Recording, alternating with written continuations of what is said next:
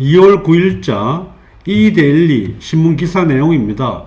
시가 8억의 부친 아파트 3억을 주고 사면 정리세는 얼마가 나올까?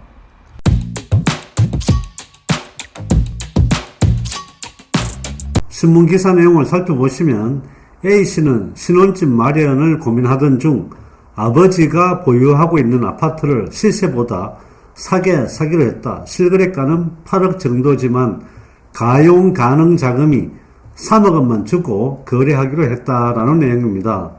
A씨와 아버지가 이대로 아파트를 사고 판다면 A씨는 정려세를 내야 할까? 그렇다면 정려세는 얼마를 내야 할까요? 내용을 살펴보면 아버지가 가지고 있는 시가 8억 하는 주택을 지금 현재 자금이 부족하여 자녀인 A씨가 이 주택을 3억에 산다는 내용입니다. 굉장히 저렴하게 사는 거라고 보시면 될 것 같습니다.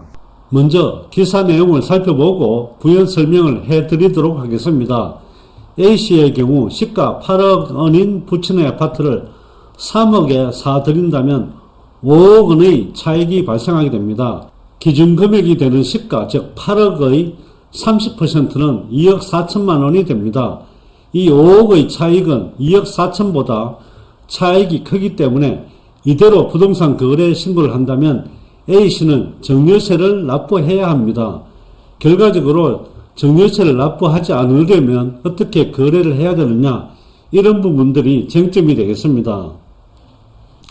정려재산 가액은 지불 금액과 시가의 차익에서 시가의 30% 또는 3억 원을 제한 뒤 산정한다. A씨는 5억에서 2억 4천만 원을 공제하고 2억 6천만 원이 정려받은 재산 가액이 됩니다.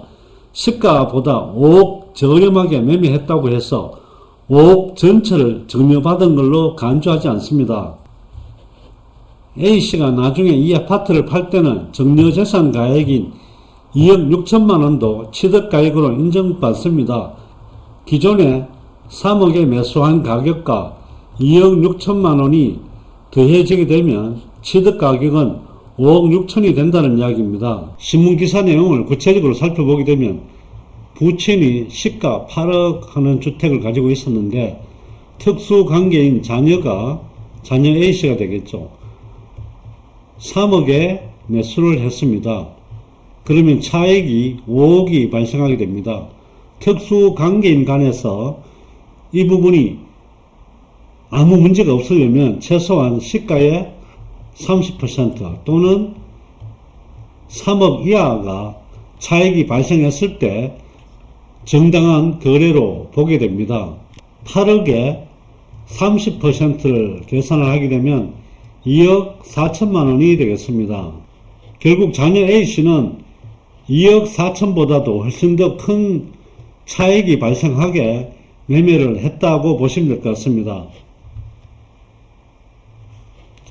이런 경우에는 이 5억에 대해서 정려세가 부과되는 것이 아니라 기준금액 2억 4천을 공제를 하고, 즉 8억에서 30%를 공제를 하게 되면 2억 4천이 됩니다. 이런 상태에서 처음에 매수할 때 들어갔던 3억과 공제하고 남은 5억에서 공제하고 나면 2억 6천이 매수 가격이 되도록 정해지게 됩니다.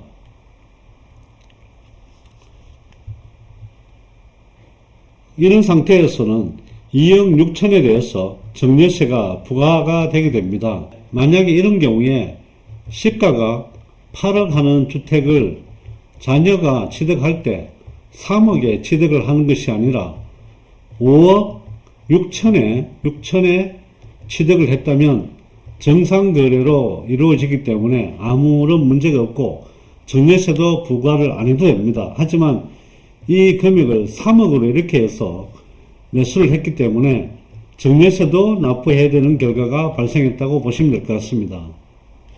세금적인 측면에서 훨씬 더 손해를 보고 시작했다, 이렇게 보시는 게 맞을 것 같습니다. 우리가 부동산을 매도하고 매수할 때는 이런 세금적인 측면도 분명히 고려하셔야 되겠습니다. 수성범어 W 같은 경우에도 매매 시기가 다가오고 있습니다. 양도소득세 부분을 정확하게 계산을 하고 매도 매수를 하시는 것이 좋을 것 같습니다.